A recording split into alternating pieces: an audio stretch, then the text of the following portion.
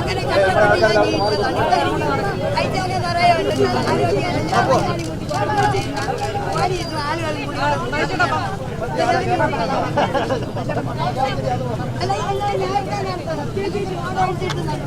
സമരം ചെയ്യണൊക്കെ ശരിയല്ല. ഞാനും കൂടെ വേണം ഈ വരാം.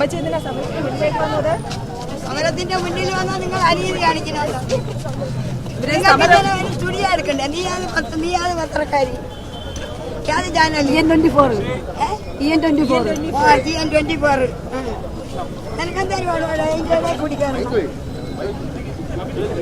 എന്താ ഇപ്പൊ പറഞ്ഞു? അമ്മച്ചിക്ക് എന്തെങ്കിലും ബുദ്ധിമുട്ടുണ്ടായിട്ടുണ്ടോ? പിന്നെ എനിക്ക് ബുദ്ധിമുട്ടില്ല. ഇപ്പം ബുദ്ധിമുട്ടല്ല. ഞാൻ ഒരു ആട്ടോയിൽ വന്ന് ഇറങ്ങി നടന്നു പോകാൻ പറഞ്ഞു. എല്ലാം തിന്നാൻ മാറ്റിയാരി വേഗം. ഞാൻ വട്ടിയൂർക്കാവ് ജംഗ്ഷനിൽ ഇതാ പൈസയൊക്കെ 500 രൂപ നോട്ടൊക്കെ ഇരിക്കുന്നു.